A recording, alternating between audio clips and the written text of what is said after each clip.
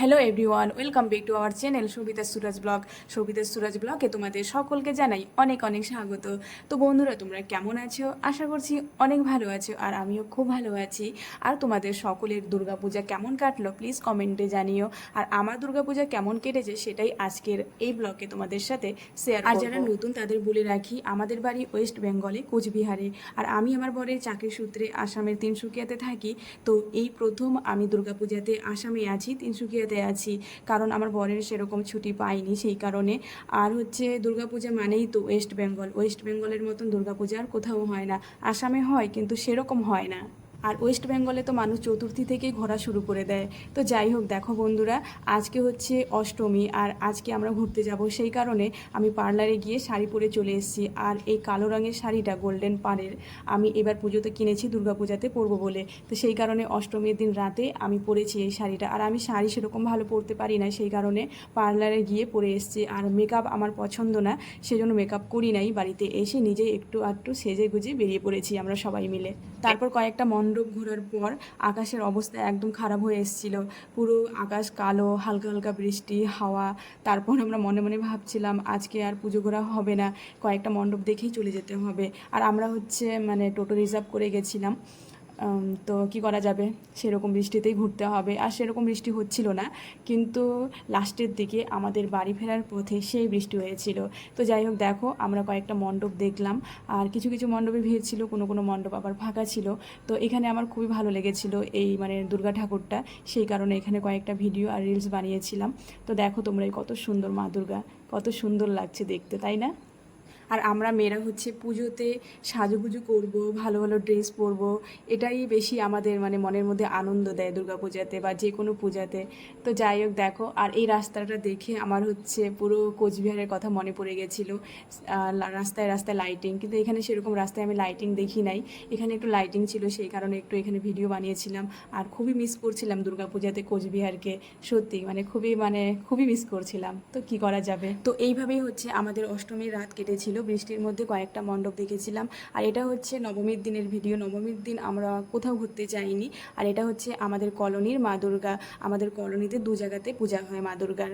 তো দেখো, এটা হচ্ছে দশমীর দিনের ভিডিও, আমি লাল রঙের শাড়ি পরে মাকে সিঁদুর পরিয়েছিলাম। আর এখন আমরা চলে যাচ্ছি মা দুর্গাকে সিঁদুর পরাতে, সবাই মিলে আনন্দ করতে করতে। আর এই বাচ্চাটা হচ্ছে আমাদের সাথে, যে বাচ্চাটা যাচ্ছে সে বাঁশি বাজাতে বাজাতে যাচ্ছিল। আমি তাকে জিজ্ঞাসা করেছিলাম, তুমি কি মা দুর্গাকে বাঁশি বাজিয়ে বাজিয়ে বিদায় দেবে?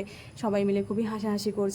তো সেদিন একটু মন খারাপও হচ্ছিল, কারণ মা দুর্গা আজকে চলে যাবে সেই কারণে। তো দেখো বন্ধুরা, আমরা মন্দিরে চলে এসেছি, আর কত বড় লাইন! এই এত বড় লাইন পার করার পর হচ্ছে আমাদের সুযোগ আসবে সিঁদুর পরানোর। তো আজকে সবাই খুবই আনন্দ করছিল, মন্দিরে এসে মনটা এত ফ্রেশ হয়ে গেছে, এত ভালো লেগেছিল কি আর বলবো। তো এতগুলো লাইন পার করার পর এবার হচ্ছে আমার সিঁদুর পরানোর পালা। এবার আমি সিঁদুর পরাচ্ছি। আর আমাদের হচ্ছে কলোনির মা দুর্গাটা এত বড় ছিল, আমার হাত কিছুতেই যাচ্ছিল না, আমার না কারোরই হাত যাচ্ছিল না। তো কি করা যাবে, সেভাবেই যতটা পারছিলাম মা দুর্গাকে বরণ করে নিয়েছিলাম। আমার মা দুর্গাকে মিষ্টি খাওয়ানোর খুবই ইচ্ছে ছিল, আর আমার হাত কিছুতেই যাচ্ছিল না। তাই পাশের দিদিটাকে বললাম, তুমি একটু লম্বা আছো, তুমি আমার মিষ্টিটা মা দুর্গাকে খাওয়াও, আর আমি তোমার হাতটা ধরে নেব, তাতেই আমার হয়ে যাবে।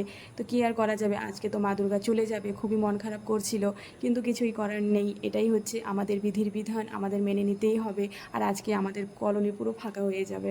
তো মাকে সিঁদুর পরিয়ে আসার পর কিছুক্ষণ হচ্ছে বিশ্রাম নিয়েছিলাম, তারপর খাওয়া দাওয়া করে রেস্ট নিয়ে আবার একটু হচ্ছে সাজুগুজু করে আর এই কুর্তিটা পরে চলে এসেছি বিসর্জনে যাব বলে। তো দেখো, সবাই মিলে একসাথে জড়ো হয়ে গেছে আবার। আর হচ্ছে এই মা দুর্গাকে পুরো কলোনিতে ঘুরিয়ে নাচতে নাচতে সবাই যাবে বিসর্জনে। আর আমার হচ্ছে খুবই ভালো লাগে এইভাবে সবার সাথে মিলেমিশে আনন্দ করতে। আর আমি খুবই ভালোবাসি, আমি এই ধরনের একটু মজা করতে খুবই ভালোবাসি। আর সেই সুযোগটা যদি আসে তাহলে আমি এক ফোঁটাও হাতছাড়া করি না। তো এর আগে হচ্ছে এখানে গণেশ পুজো হয়েছিল, সেই ভিডিওটা তোমাদের সাথে আমি এখনও শেয়ার করি নাই, সেই ব্লগটা করবো কোনো এক সময়। তো আমরা এইভাবেই হচ্ছে নাচতে নাচতে গণেশ পূজাতেও গিয়েছিলাম বিসর্জনে। আর গণেশ ঠাকুরের বিসর্জনটা দূরে হয়েছিল, সেই কারণে আমরা বেশি দূর যেতে পারিনি। আর মা দুর্গার বিসর্জনটা একদমই কাছে আছে, রাস্তার ওই পারে একটা পুকুর আছে, রাস্তার পাশেই আর কি, সেখানে বিসর্জন হবে। তাই সবাই মিলে আমরা রাস্তা পর্যন্ত চলে এসেছিলাম পুরো কলোনি ঘুরে। আর একটা জিনিস তোমরা নোটিস করে দেখতে পারবে, এখানে সবাই হচ্ছে মহিলারাই আছে, মেয়েরাই আছে, ছেলেরা সেরকম নেই, কারণ হচ্ছে সবাই তো ডিউটিতে যায়, সেরকম সেরকম তাদের সময় হয় না। আর হচ্ছে কলোনির যেহেতু সব মানে আমরা মহিলারাই এসছিলাম। তারপর দেখো বিসর্জন হয়ে যাওয়ার পর আমরা মাঠে এসে কিছুক্ষণ রেস্ট নিয়ে তারপর যে যার বাড়িতে চলে গিয়েছিলাম। তো চলো বন্ধুরা, টাটা বাই বাই, ভালো থেকো সুস্থ থেকো। আমার এই ব্লগটা আমি এখানেই শেষ করছি। আশা করছি তোমাদের এই ব্লগটা আমার ভালো লেগেছে, আর যদি ভালো লেগে থাকে তো প্লিজ লাইক কমেন্ট শেয়ার আর সাথে একটু সাবস্ক্রাইব করে দিতে ভুলো না। তো চলো টাটা বাই বাই।